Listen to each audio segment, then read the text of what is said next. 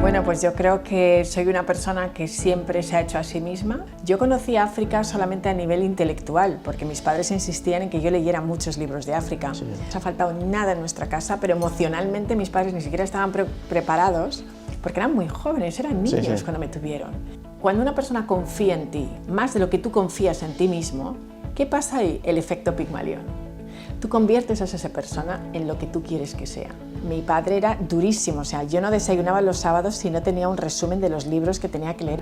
Si tú admiras a una persona, es porque lo que tú estás viendo de esa persona está en ti. Hoy tenemos en la entrevista con nosotros a Visila Bokoko. He de reconocer que es la primera vez que entrevisto a alguien, a una filántropa. ¿Está bien ese adjetivo? Bueno, es un adjetivo que no sé si me define completamente, pero yo diría que soy una persona que está en el negocio de hacer el bien. Visila, bienvenida a la entrevista. Gracias, muchas gracias, es un placer, gracias por invitarme. ¿Cómo estás? Pues estoy muy feliz de estar aquí de vuelta a casa, a las raíces, así que feliz de estar aquí en Guinea. Esta pregunta seguramente ya es un repeat, pero ¿quién es Visila Bokoko? Para nosotros es especialmente, sobre todo para nuestro público, es una pregunta que es como nueva. ¿Quién es Visila Bokoko?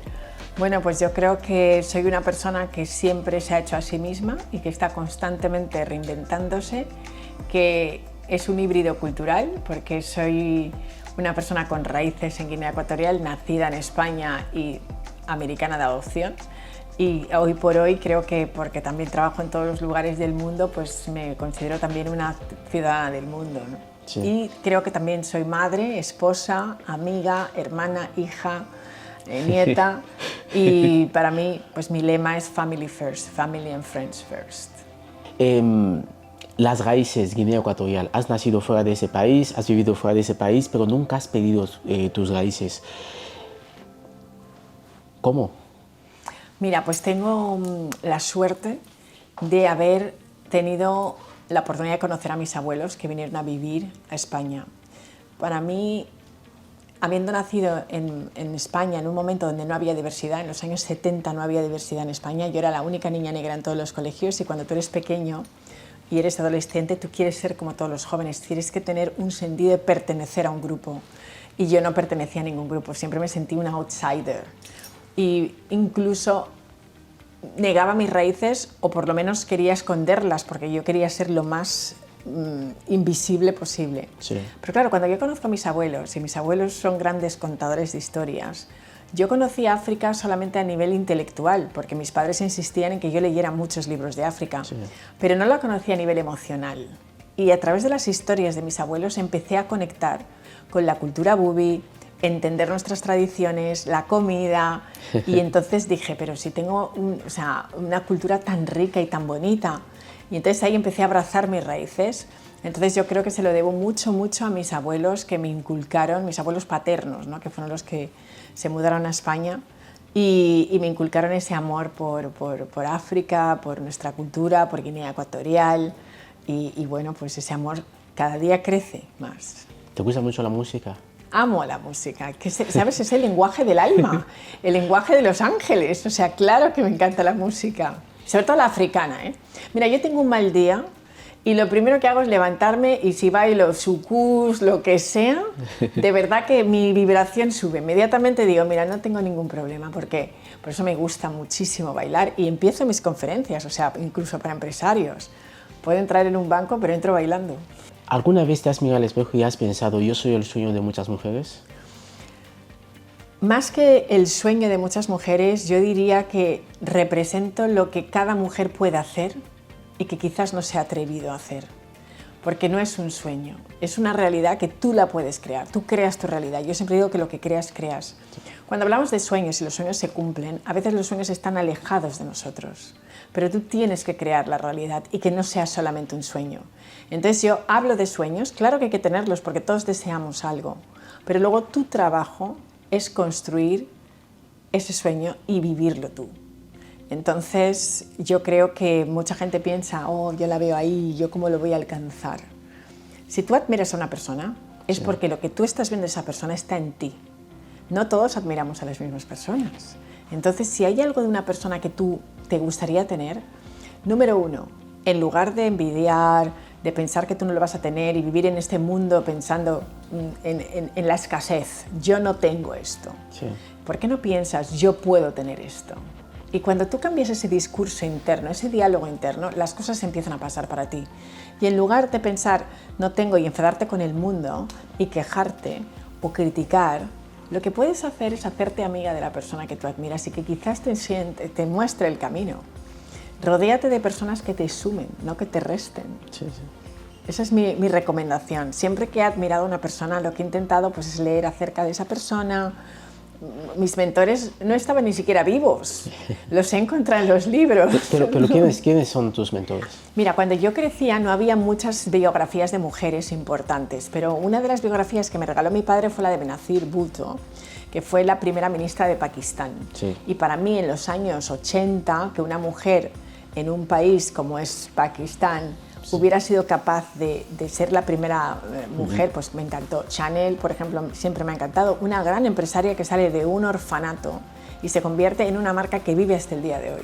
Entonces sí que hay muchas mujeres que a mí me han inspirado en las artes, en la cultura, en la política, abogadas, economistas, hay muchas. Es que a menudo cuando hablamos de historias como la de Chanel, hay muchas historias de ese, ¿no? Que te dicen, no, es que salió de aquí, era nada y de repente se convirtió en un impacto mundial. Dices, ¿habrá un poquito de exageración? ¿Se están haciendo grandes hipérboles de esa historia o es simplemente realidad? Es así de simple y real. Está científicamente comprobado porque a través de las pruebas de ADN se puede saber además dónde estuvo esta persona, o sea, se pueden demostrar estas cosas. Sí. Sí que es cierto que Chanel era una persona que contaba muchas historias, ¿no? Y que ella, sobre todo ella lo que quería siempre era ocultar sus orígenes. Sí, sí. O sea, los orígenes se descubrieron después. Ella siempre contaba que su padre la quería mucho, cuando su padre en realidad la abandonó. Ella era una persona que se había creado otra realidad. Por eso, en mi libro yo escribo de este tema. Tú puedes crear tu realidad. Ella construyó una realidad completamente imaginaria que no estaba basada en la real porque su realidad era una tristeza tremenda. Ella y su hermana abandonadas en un orfanato, su padre nunca vino a buscarlas. Ella siempre tuvo la idea de que un día su padre vendría.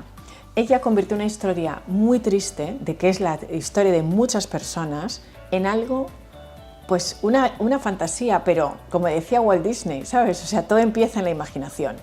Si tú realmente imaginas un mejor futuro. Mira, cuando yo crecía yo tenía muchísimos problemas porque vengo de una familia muy complicada, sí, donde yo tenía un choque de trenes cultural porque por un lado está la cultura africana y por otro lado está la cultura española. Sí. Y mis padres, que eran pues inmigrantes, tampoco tenían tanto tiempo para ocuparse de nosotros, sobre todo se ocupaban a nivel logístico, nunca nos ha faltado nada en nuestra casa, pero emocionalmente mis padres ni siquiera estaban preparados porque eran muy jóvenes, eran niños cuando me tuvieron. Y quizás lo que yo buscaba no lo encontraba, porque mis padres en este sentido no tenían esos conocimientos. Yo podría haber estado toda mi vida pensando, pues fíjate, qué infancia más triste he tenido. He construido una nueva realidad. Mis padres han hecho lo mejor posible. Hoy son mis fans número uno, nos amamos. Y creo que por eso también es muy importante también el transgeneracional. Perdona a tus ancestros, perdona a tus padres, quiérelos. El único trabajo que tiene un hijo es querer a sus padres, ya está. No esperemos más de ellos, porque son personas. Y las personas pues tienen cosas buenas y cosas malas. Y yo creo que para mí lo que ha sido fundamental es construir una nueva historia. Entonces ahí doy claves de cómo he construido la mía. Y no ha sido un trabajo de un día, pero he ido reconstruyendo una nueva historia. He dicho, ¿qué historia quiero ser? Y hoy soy esa historia que quiero ser. Dice la Bococo. Hablemos de Guinea Ecuatorial. Tú que has tenido el privilegio de recorrer el mundo, vamos a decirlo así, decías ahora que vas a celebrar tus cumpleaños, muchas experiencias, mucha gente, muchos momentos. Lo hablamos aquí entre tú y yo, pero son muchísimos momentos. ¿Con qué te quedas, Visila? ¿Y qué dirías que si me tengo que ir, dejo esto como legado, ¿sabes? Y es el antídoto para muchos males. Bueno, te voy a contar dos cosas, ¿no? Porque al principio has empezado tu pregunta por Guinea Ecuatorial, ¿no? Que es para mí. Mira, yo vine a Guinea Ecuatorial cuando tenía 36 años, por primera vez. Y recuerdo todavía cuando estábamos aterrizando, la emoción, porque yo conocí una Guinea solamente a través de los ojos de mis padres, de mis abuelos, y fue impresionante. En Guinea Ecuatorial ha empezado muchas cosas de mi vida sin yo ni siquiera saberlo, ¿sabes? Ha sido la raíz de quien soy. Y me han pasado cosas súper impactantes, pero me gustaría contar una historia, porque yo de pequeña tenía mucho miedo a hablar en público. siempre tuve miedo escénico y ahora no me puedo creer que me dedico a ser conferenciante internacional. Es que esto no rima. No te lo puedes creer, ¿a que no? No, es que no rima, no da. Mira, me dijeron una vez en una fiesta que se hacía el día de 15 de agosto, cuando se celebra la Virgen Visila, en Burjasot, se hizo una fiesta en Valencia, en un pueblo, y me dijeron que me aprendiera una poesía de la Virgen Visila. Cuando yo subí al escenario delante de toda la gente africana que había ahí, guineanos, se me olvidó completamente esa poesía y yo no supe salir y salí corriendo del escenario y dije, nunca más voy a hablar en público. Yo nunca me presenté a ningún examen oral de Derecho, siempre me dejaba esos exámenes para septiembre porque eran escritos, y cuando fui directora de la Cámara de Comercio de España y Estados Unidos siempre utilizaba un PowerPoint, pero como tenía que hablar de números, pues no tenía que hablar de nada más, porque era decir, bueno, pues cómo son las relaciones económicas entre los países. Si te digo que yo mi gran miedo lo superé en Guinea Ecuatorial, no te estoy mintiendo. Y lo he dicho en mi libro y se lo he dicho a mucha gente y le agradezco además a la persona que me dio esa oportunidad. A mí me llama un día Guillermina Mequi, que es en ese momento la ministra de Cultura y de Turismo, y me dice, mira, vamos a hacer por primera vez Miss Turismo en Guinea Ecuatorial y hemos pensado que tú deberías presentar, ser como la presentadora, ¿no? Sí. Y entonces, bueno, ahí es donde yo y Lucas conectamos también en ese momento. Sí. Y nada, yo digo, ok, la primera vez que mi país me pide algo voy a decir que no porque tengo miedo, pues voy a ir. Entonces yo vine y cuando hice el primer ensayo, los productores me mandaron al hotel y me dijeron, mañana te avisamos de a qué hora ves el ensayo, y a mí nunca me avisó nadie. Y entonces cuando ella me llama y me dice, oye, ¿tú por qué no estás ensayando? Digo, nadie me ha llamado. Entonces los productores, cuando yo llegué y ella estaba ahí delante, dijeron, mira, esta chica no sirve. O sea, no podemos, tenemos un tipo de Zimbabue que va a ser, era un chico y una chica presentando, pues que presente él solo. Y ella se convirtió en ese momento en otro tipo de persona, porque nunca la había visto tan enfadada, ella que es tan dulce y todo, de repente dijo, se para todo, se acabó, todo el mundo al aeropuerto, y quería cancelar el evento, y digo, ¿pero qué pasa? Y dice, si ellos dicen que tú no van a venir nadie fuera de mi país a decirme cómo tengo que hacer las cosas. Yo he dicho que quiero que presentes y presentas tú. Guillermina hizo eso. Hizo eso. Y eso jamás lo voy a olvidar y por eso lo quiero contar. Porque cuando una persona confía en ti, más de lo que tú confías en ti mismo, ¿qué pasa ahí? El efecto Pigmalión. Tú conviertes a esa persona en lo que tú quieres que sea. Por eso yo siempre digo, habla a las personas para empoderarlas, no las destruyas. Sí. Porque tú a un niño le dices, mira, eres tonto, nunca vas a salir adelante porque tu inteligencia... Le estás haciendo a esa persona, pero si tú a un niño le dices, tú vales, yo sé que tú un día vas a llegar. Vas a llegar. Hay totalmente, esto no lo cuento por contar, es que esto es neurociencia. El cerebro tiene una serie de conexiones neuronales que cuando hablas a una persona de una manera, cambia su estructura cerebral. Lo que pasa es que hay mucho desconocimiento de eso. Por eso tenemos que educar a nuestros hijos para empoderarlos, no para destruirlos. Y ella lo que hizo ese día fue empoderarme. Porque en lugar de decir, mira, Visila, bueno, han dicho que no sirves, vete a tu casa, lo que dijo es, no lo voy a aceptar, tú sí que sirves. Total, que esa noche me dijo, mira, ponte a escribir. Además, como estos querían que se hiciera solo en inglés, me dijo, quiero que sea en español, en inglés y en francés, todo. Y bueno, gracias a Dios yo escribo en todos los idiomas, hablaba en esos idiomas. Y ese evento me construyó, porque me convirtió en ese Pigmalión, me convirtió en esa figura que alguien modela. Sí. Y mucha gente vio ese programa, porque era un programa internacional. Y a raíz de eso, pues al día siguiente me llamaron Naciones Unidas, oye, que nos gustaría que vinieras a hacer esto. O sea, han pasado muchas cosas en mi carrera y te digo que fue en ese viaje, justamente cuando ese miedo... También, ¿qué pasó? Que cuando yo me vi y no supe qué hacer, pero yo no quería decepcionarla porque ella había confiado en mí, también me encomendé a la Virgen María. Porque en ese momento yo creo que cuando algo es muy grande y te supera, confía en Dios. Hay una manera en la que las cosas se resuelven. Cuando tú tienes un problema muy grande y estás como agobiado y no ves ninguna salida, en lugar de centrarte en el problema, porque tú no vas a salir de ese círculo, y entonces eso te bloquea, déjalo, suéltalo y dáselo a algo que sea más grande que tú. No sé cuál es la ciencia detrás, pero lo que sé es que funciona, porque ese día yo en el escenario me vi completamente diferente. Y, ¿sabes? Mi padre vivía aquí, mis hermanos, o sea, mis abuelos, y por lo menos pude mostrar una Visila que no les dejó mal ese día, ¿no?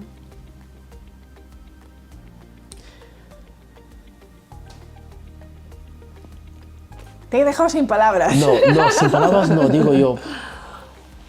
Pienso, bien podías no creer en Dios y en el éxito, eso pasa con mucha gente.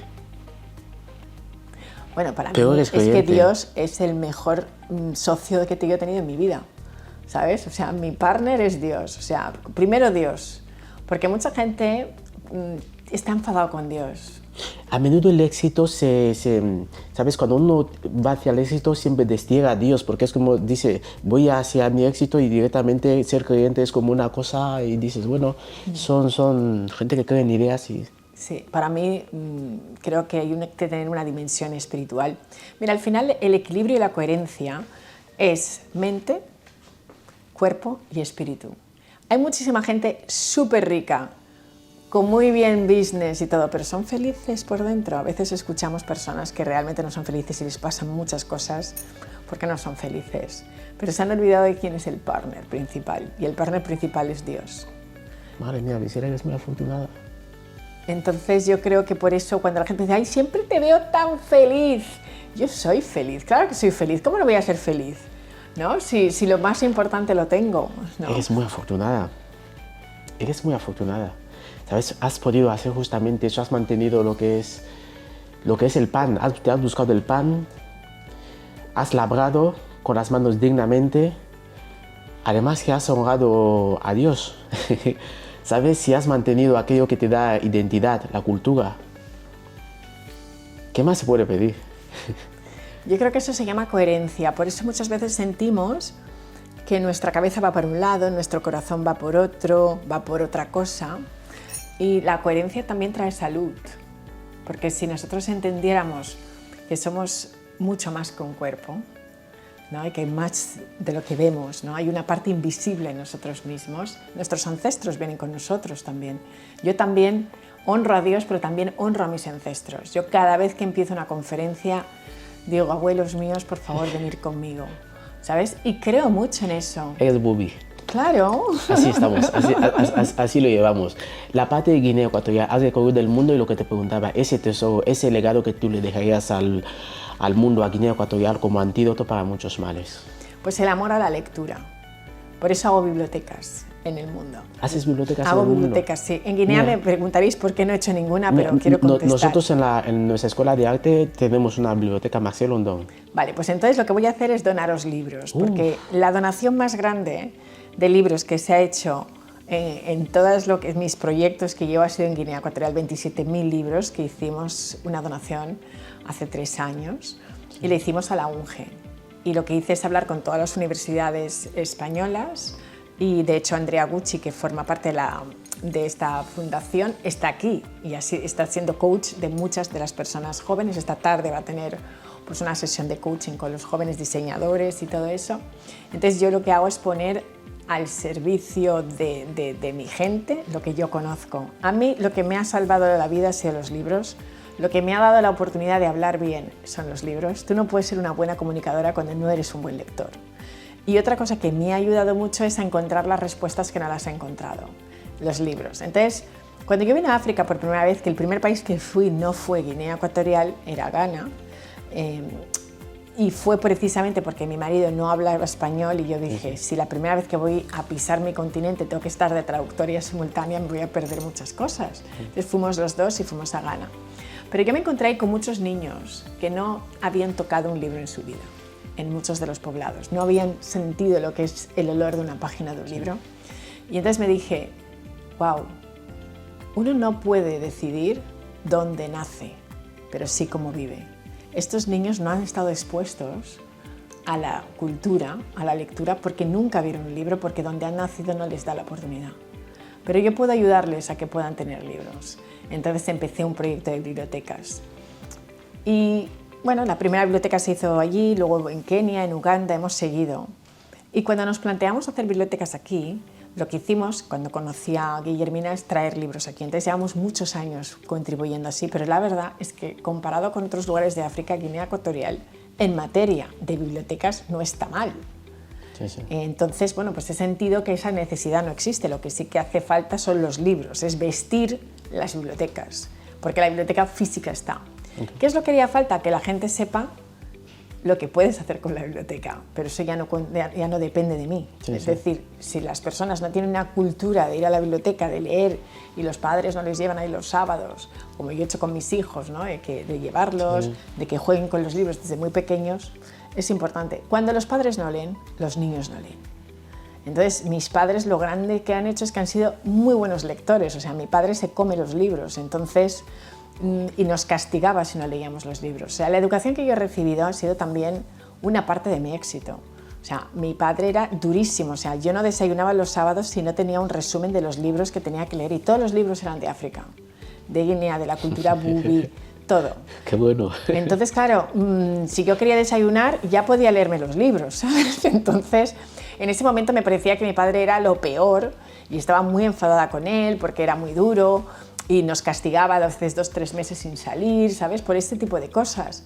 Pero al final soy el producto de esa disciplina férrea y creo que todo el mundo necesita mucha disciplina también. Una parte del éxito es la disciplina. Si tú no te dominas a ti mismo, ¿cómo vas a manejar negocios y vas a hacer todo lo que quieres hacer? Desde luego que sí. La sociedad civil de Guinea Ecuatorial, el textil empresarial, ¿qué necesita para que, vamos a decir, ese pequeño empresario, esa pequeña mujer, que es la realidad que vive mucha gente, ¿no? Esa pequeña mujer que tiene su mercancía, ese pequeño joven que quiere comenzar a hacer un negocio y no sabe cómo hacerlo, esos niños que quieren estudiar y ser algún día empresarios, no sé, ¿qué crees que necesita ese país, la sociedad civil? Sobre todo pensar en grande. Hay una cosa, tú has dicho pequeño empresario. ¿Qué es un pequeño empresario? Un empresario es un empresario, ¿no? Es decir, ahora ya le ponemos una etiqueta. No sé, yo en mi empresa tengo 6 personas, soy una pequeña empresaria, ¿sabes? O sea, como equipo a veces tengo 16 personas máximo, cuando hay empresas de 90.000 empleados. Me puedo considerar, yo he pensado siempre en grande, ¿sabes? No me he querido definir jamás como una pequeña empresaria, aunque de acuerdo con los estándares habituales yo sería considerada una muy pequeñita empresaria, pero la gente en el mundo que ha visto de mí es empresaria, ya está. Entonces primero quitémonos las etiquetas, ¿no? Y sintamos que somos grandes. Cuando tú sientes que eres grande y llegas a cosas grandes. Mira, aquí hay tantos productos increíbles que podrían estar en el mundo. ¿Qué has visto? ¿Qué productos has visto? Por ejemplo, pues hoy he estado con el consorcio del cacao y estaban muy preocupados porque el precio del cacao ha bajado. Esto pasa, la economía es así, sube y baja. Sí. Pero siempre que la economía se mueve, tú tienes que buscar alternativas. ¿La alternativa cuál es? La internacionalización. Si no pensamos en grande, yo toda mi vida he estado trabajando en comercio exterior, he asesorado a mucha gente en internacionalizarse. Y muchas de las personas que han venido aquí conmigo, yo les he apoyado a internacionalizarse. Ese es mi gran, digamos, si yo tuviera que decir cuál es mi don, es extender el potencial de las personas. O sea, pero el mercado internacional es un mercado que se hace muy difícil, ¿no? Es decir, si no tienes mucho conocimiento, no tienes muchos contactos, supongo que es muy difícil. Es muy difícil, no te digo que no, pero es más fácil que antes, porque la tecnología nos ha acercado. Antiguamente tú querías presentar un producto y ¿qué tenías que hacer? Irte al mercado. Y no todo el mundo tiene los medios, pero hoy tú puedes hacer perfectamente un vídeo donde la gente vea cómo es tu fábrica, cómo fabricas. Hay muchísimas alianzas estratégicas que se hacen entre países sin que 2 personas se muevan del sitio. Donde ante la pandemia hay gente que ha vendido más que nunca, ¿no? Hay muchísima gente que ha buscado fórmulas. Entonces, yo siempre digo, en lugar de poner la atención en los problemas, ¿por qué no te pones la atención en los resultados que quieres obtener? Eso se llama el poder de la intención. ¿Qué intención tengo yo? ¿Por qué quiero vender al mundo? Si yo me siento súper orgullosa, mira, tenemos diseñadores maravillosos, pero no tienen un alcance y siempre estamos esperando en la ayuda externa. Tenemos que cambiar también ese concepto, de que va a venir el concepto del salvador. El extranjero que viene y me va a sacar de aquí, que el milagro suceda. El milagro eres tú. Bueno, ejemplo, Visela, ahora estás trabajando con Lucas en el Festival de Moda, pero hay otras agencias de moda, no muchas, pero hay otras agencias de moda que no tendrían, ejemplo, esa asesoría necesaria, esa asesoría que les proporcionara ese conocimiento para que así puedan tener un producto mucho más elevado que el local, porque únicamente si están haciendo proyectos únicamente en lo local y pueden en lo pequeño, porque son proyectos de barrio y pueden salir muy poco más allá. Te lo pregunto porque te lo menciono porque voy a vinculártelo con la siguiente pregunta. La juventud, que es un número elevado en Guinea Ecuatorial, tanto de niñas como de niños, ¿crees que necesitan algún tipo de asesoramiento, algún tipo voy a decir, mentoría especial? Totalmente, totalmente. O sea, creo que la figura del mentor es fundamental y Lucas lo puede contar a sí mismo. Yo le conocí cuando era un estudiante, pero él tuvo las agallas de acercarse a mí. Es decir, mucha gente está pensando, oh, Visila no nos ayuda, pero me han preguntado. Yo no recibo muchos correos de personas que quieran que les apoye, por lo menos con conocimiento, y simplemente quieren recursos económicos. Pero si yo te doy el pescado y no aprendes a pescar, mañana llamarás a otra persona, ¿no? Y nunca vas a salir de ahí. Sin embargo, lo que yo he vivido con Lucas, y por eso le considero como un hijo, y como él hay muchos más en Guinea Ecuatorial que se han acercado a mí. Yo tengo un grupo de mentorías y hay muchos guineanos en ese grupo de mentorías. Guineanos que están viviendo en Londres, guineanos que están aquí.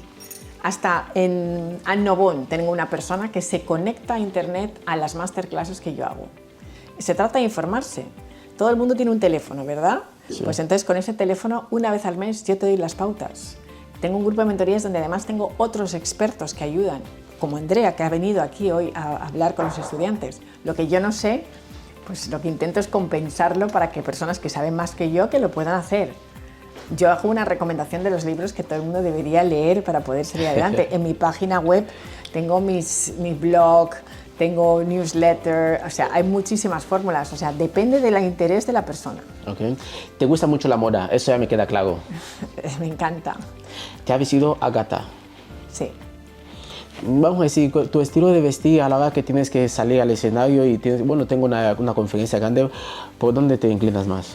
Bueno, Agatha me divierte muchísimo, ¿sabes? Sí, me encanta vestir de ella, pero no me define como estilo, ¿no? O sea, es decir, a mí lo que me gusta, pues, por ejemplo, cuando estoy en un escenario es ser muy femenina, ¿no? Yo pienso que las mujeres no se deben masculinizar para hacer negocios y pues me gusta mucho Laura Bernal, por ejemplo, que es una persona en España que viste a la reina, Leticia.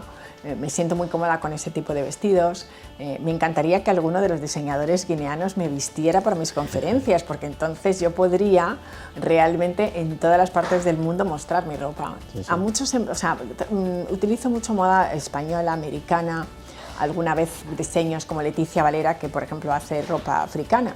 Pero a mí me encantaría poder llevar el orgullo de Guinea Ecuatorial por el mundo, porque yo estaba en la ciudad de Juárez hace 2 semanas, después estaba en Ginebra y en Zúrich hace 3, con lo cual eso haría que Guinea estuviera en el mundo.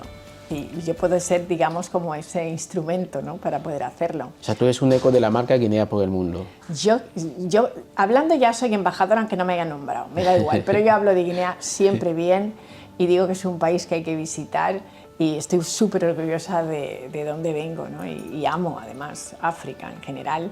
Yo tengo una concepción, por supuesto, soy guineana de origen, pero yo voy más allá. Yo pienso que África somos uno. Y aunque somos 54 países, soy panafricanista también, ¿no? Y afrooptimista también. Visila, mira, más que una entrevista ha sido una charla. Tienes una masterclass gratis. No sé, quería conocerte, Visila, tengo que conocer. ¿De qué pueblo también? Banej y Basacato. Mi padre de Banej y mi madre Basacato. Ah, mira, el camarógrafo también es de Banej. ¿Sí? Sí. ¿Cantas? No canto nada, de verdad mejor no me dejáis cantar porque es que si no llueve el diluvio como el de esta mañana. Es que ya Basacato ya decía, bueno, esa seguramente tiene... No, bailar lo que quieras, pero cantar no es lo mío.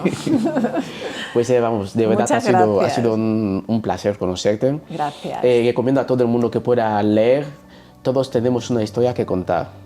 Pues nada, espero que os guste y decírmelo, por favor, y escribirme, no seáis tímidos. Gracias. Gracias.